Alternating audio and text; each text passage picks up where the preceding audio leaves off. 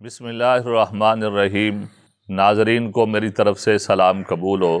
ناظرین، بہت سارے ساتھیوں نے مجھے میسج کیے ہیں کہ آپ جو لوگ پتا نکلوا لیتے ہیں تو ان کے لیے کوئی ویڈیو بنائیں کہ وہ کیا چیز استعمال کریں جس سے وہ تندرست اور صحت مند رہیں۔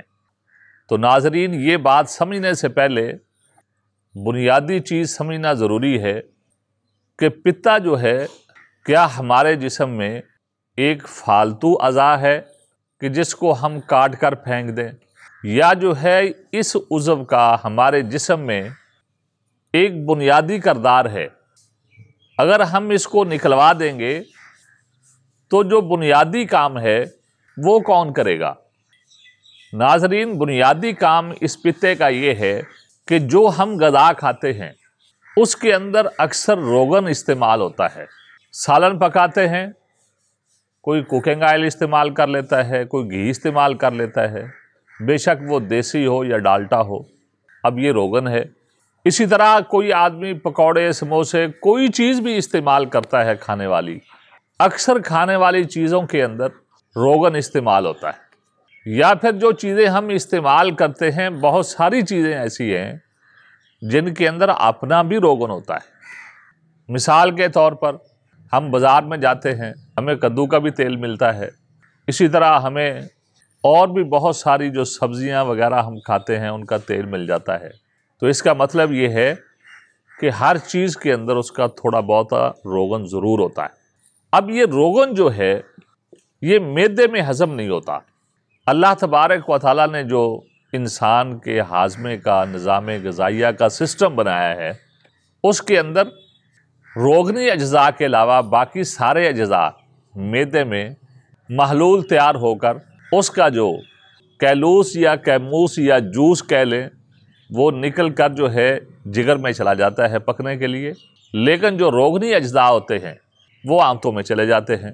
اب آنتوں میں یہ پتا اپنا پانی پھینکتا ہے جس کو ہم صفرا بولتے ہیں۔ اب یہ وہاں پہ جا کر روغنی اجزاء کو توڑتا ہے، پھر توڑ کر جو ہے ان کو ہضم کے لیے تیار کرتا ہے۔ پھر جب وہ محلول تیار ہوتا ہے وہ پھر دوبارہ جگر میں جاتا ہے۔ مطلب یہ ہے کہ ہمارا روغنی اجزاء کا ہضم ہونا اس کا تعلق پتے کے ساتھ ہے۔ اب جس آدمی نے پتا نکلوا دیا، اب جو بھی آپ غذا کھاتے ہیں اس کے اندر جو روغنی اجزاء ہوں گے اس کا ہاضمہ جو ہونا ہے وہ آپ کا سسٹم بالکل ختم ہو جائے گا۔ کوئی بھی روغنی اجزاء والی خوراک آپ کو ہضم نہیں ہوگی، جس کی وجہ سے ایسے آدمی کو کبھی قبض ہو جاتی ہے، کبھی جو ہے اسہال لگ جاتے ہیں، پیچس لگ جاتے ہیں، کبھی الٹیاں آنے لگ جاتی ہیں۔ اس کی وجہ ہی یہی ہوتی ہے کہ ہم جو بھی خوراک کھاتے ہیں اس کے اندر روغنی اجزاء تو ہوتے ہی ہوتے ہیں۔ اب اس کے ہاضمے کا جو پورا سسٹم تھا، اور بلکہ اس سسٹم میں جو بنیادی چیز تھی پتا، وہ ہم نے نکلوا دیا۔ اب نکلوانے کے بعد پھر ہم چاہتے ہیں کہ جو بھی ہم چیز کھائیں اسی طرح ہضم ہوتی چلی جائے۔ ناظرین، اس کے لیے کسی بھی ڈاکٹر کے پاس، کسی بھی حکیم کے پاس، کسی بھی ہومیوپیتھی کے پاس ایسا کوئی فارمولہ نہیں ہے جو کہے کہ ہماری یہ دوائی وہ پتے والا کام کرے۔ اس لیے پہلی بات تو یہ ہے کہ پتا کبھی نہ نکلوائیں۔ انشاءاللہ العزیز بغیر نکلوانے کے یہ پتا کام کرنا شروع کر دیتا ہے۔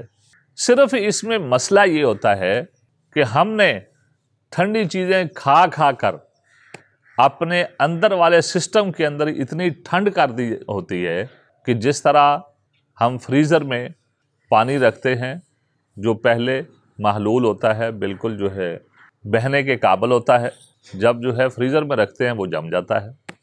اسی طرح جب ہم ٹھنڈی چیزیں کھا کھا کر اپنے جسم کے اندر ٹھنڈ پیدا کر لیتے ہیں، جس کا نقصان ہوتا ہے کہ جگر اپنی گرمی جو اس نے حرارت پیدا کرنی ہوتی ہے وہ جو ہے یا تو بالکل پیدا کرنا ہی بند کر دیتا ہے، یا جتنی کی وہ پیدا کرتا ہے وہ بالکل کم ہوتی ہے، اور آخر کار اس ٹھنڈ کا اثر پتے پر بھی پڑتا ہے कि पित्ते के अंदर जो पानी होता है वो भी जम जाता है, उसी को पित्ते की पथरियाँ कहते हैं।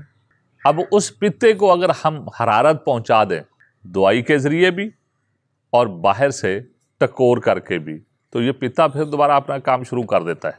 अगर पित्ते वाली जगह पर 6 घंटे मुसलसल टकोर की जाए, हम करवाते हैं ऐसे मरीज़ों को, तो फिर जो है पित्ते को बाहर से हरारत पहुंचती है, जिससे उसका पानी जो जम जाता है, पथरी बनी होती है, वो फिर दोबारा महलूल बन जाता है और फिर उसी तरह ही काम शुरू कर देता है जिस तरह पहले होता है, और साथ हम उसकी दवाई भी देते हैं, तो बग़ैर ऑपरेशन के ही ये काम ठीक हो जाता है। तो नाज़रीन, जिस आदमी ने पित्ता निकलवा दिया हो उसको हम यही अब नसीहत कर सकते हैं कि ऐसी अद्वियात आप इस्तेमाल कर लें जिससे हाजमा आपका वो बेहतर हो, और कोई 4-5 दिन के बाद कोई मूसल या मुलय्यन ऐसी चीज़ें आप इस्तेमाल करें जिससे जो खाया पिया है, जो हज़म नहीं हुआ, वो बाहर निकल जाए, क्योंकि आप रोगनी अज़्ज़ा तो आपको हज़म नहीं होंगे, वो बाहर ही निकलने हैं।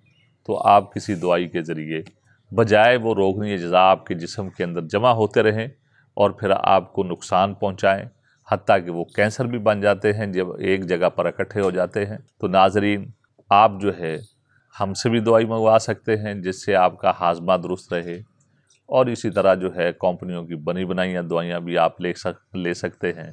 तो इससे आपका हाजमा वक्ती तौर पर दुरुस्त रहेगा, लेकिन रोगनी अज़्ज़ा आपको किसी भी दवाई से हज़म नहीं होंगे, बेशक वो देसी हो, होम्योपैथिक हो या अंग्रेज़ी हो, सिर्फ वक्ती आपको फ़ायदा होगा, डिकार शिकार आएंगे।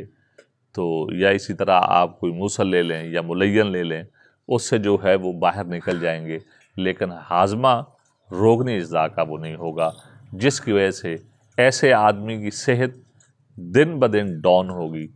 तो इसलिए जिन्होंने करवा लिया है ऑपरेशन, वो भी जो है इस मामले को अल्लाह की सुपुर्द करें, और जिन्होंने नहीं करवाया तो वो कभी ऑपरेशन ना करवाया करें, क्योंकि आजकल तो साइंस भी इसको मानती है कि निज़ाम में पित्ते को बुनियादी जो है अमल दखल है, ये बुनियादी उज़व है हाजमे का, इसलिए अब जो है साइंस भी कहती है इसको ना निकाला जाए, तो इसलिए वो ना निकलवाएं। इंशाल्लाह हमसे रब्ता करें, बग़ैर निकालने के ही ये पित्ता काम भी करेगा और आपका निज़ाम भी ठीक रहेगा।